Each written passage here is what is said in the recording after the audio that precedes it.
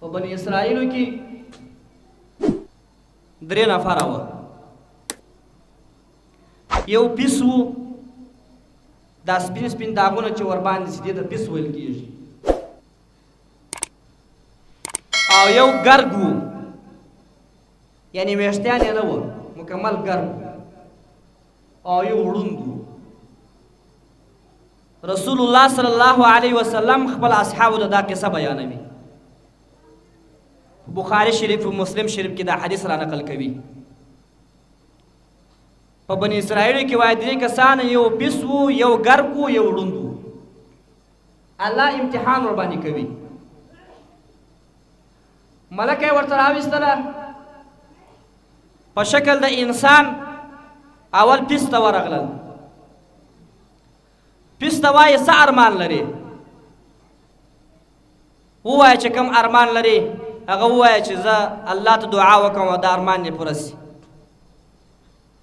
په دنیا کې نور هېڅ ارمان نه لرم، دغه ارمان لرمه چې دا پیسدوب مې ختم سي، دا سپین داغونه مې ختم سي، ټول بد راسې نیوړي او نږدې نه راځي. ښه بدن غواړمه، ښه صحت غواړمه.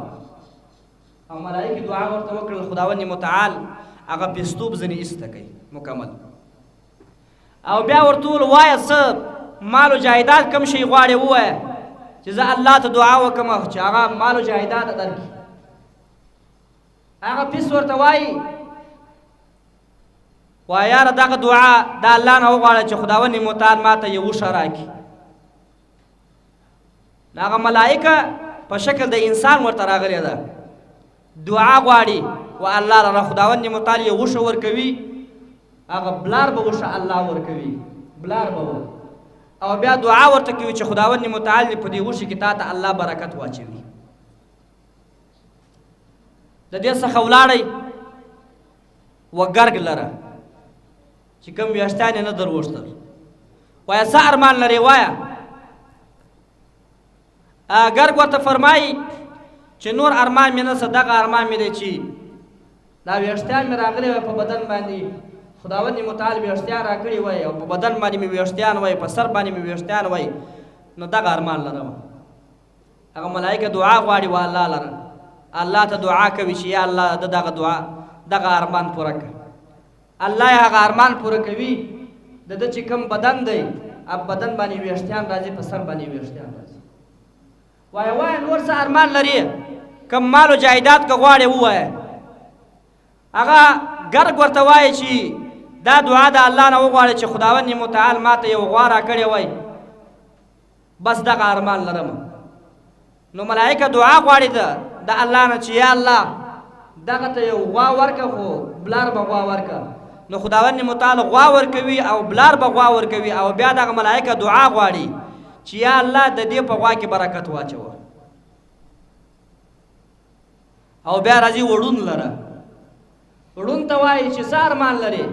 وړون ورته وایي نور هېڅ ارمان نه لرم، دغه ارمان لرم چې دا سترګې الله راکړي وای او سترګې مې بنا سوي وای او خلق مې لیدلي وای، دا اسمان مې لیدلی وای، دا مځکه مې لیدلې وای، دا مخلوقات مې لیدلي وای. دغه یو ارمان لرم، نور هېڅ ارمان مې نشته. هغه ملایکه دعا غواړي د الله نه چې خداوند متعال د سترګې بنا کړه. الله یې سترګې بنا کوي. او بیا ملایکه ورته فرمایي چې وغواړه نور څه غواړې، کم شی که غواړې، کم جایداد که غواړې.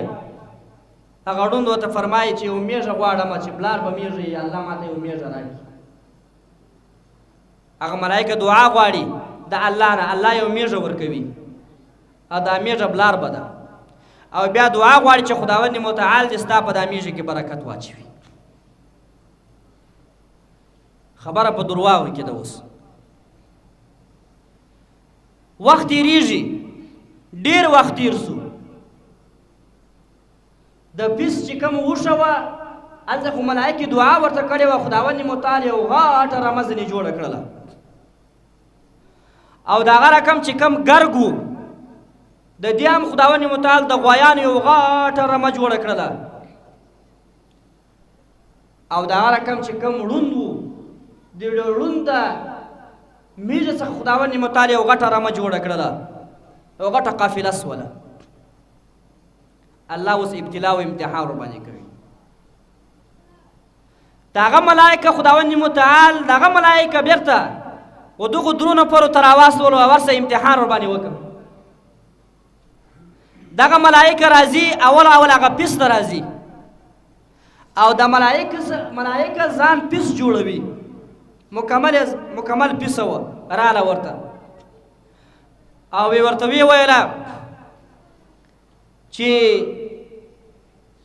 زه هغه نوم درته اخمه، هغه ذات نوم درته اخمه چې مخکې ته پیس وي او بیا خداوند متعال ته دې مرض څخه تا ته الله نجات درکوي او بیا خداوند متعال یو ووش درکوي او بیا دونې غټه رمه ځنې جوړه سوله، دونې غټه قافله ځنې جوړه سوله.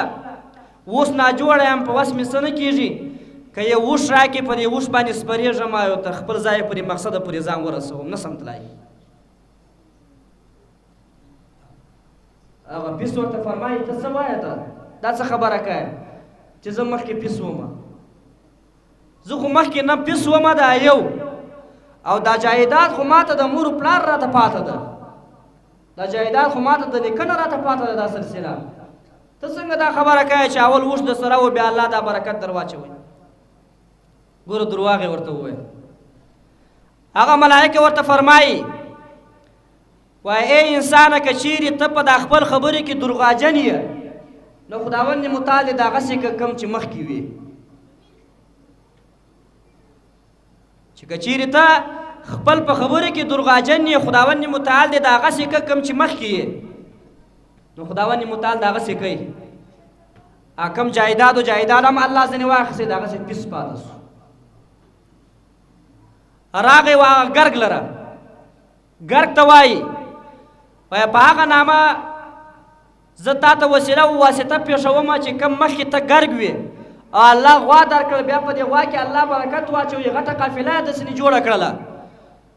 اوس مریض یمه دم ځان ګرګ جوړ کړی و د ملایکې، مریض یمه او تلای نه سمه، که چیرې غوا راکړي په دا غوا باندې سپور سمه خپل مقصد و منزل ته ځان ورسوم.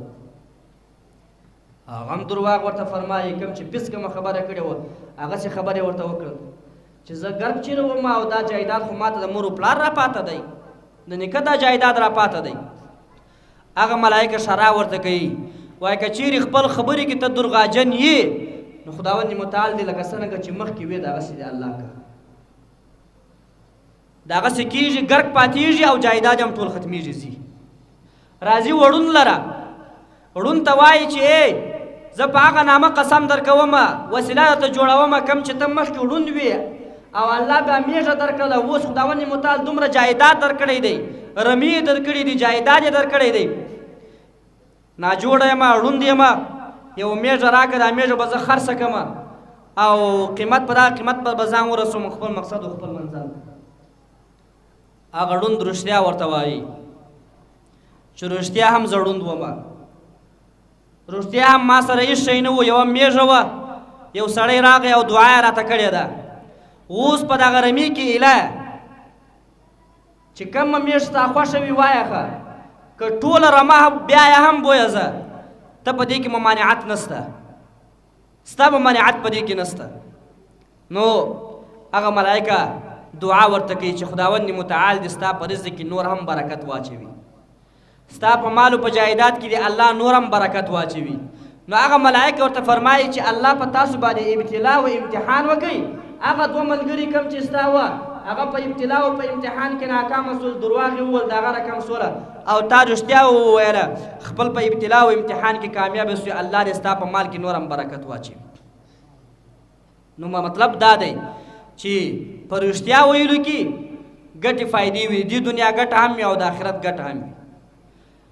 که دکانداران نور نسی ویلی نور درواغ دي خو نه وایي، دغوندې ورته ووایي چې یاره که ځان چې په دې کې زما ګټه نسته، بس نور دا خو دې نه وایي چې په دې ماته نه دی راغلی، دا په دې ماته نه دی راغلی، بس دغه درواغ دی، حالانکه ولې په تا ده په دې راغلی دی. چې ځان ځینې خلاصه دومره ورته ووایي چې یاره ماته په دې کې ګټه، یعنې کوم چې زما د زړه ګټه ده هغه ګټه په دې کې نسته ماته بس. او ما ورته وویل چې دا رښتیا ویل دا نیکي ده، نیکي تا جنت ته بیایي، او درواغ ویله دا ګناه ده، ګناه به تا جهنم ته بیایي.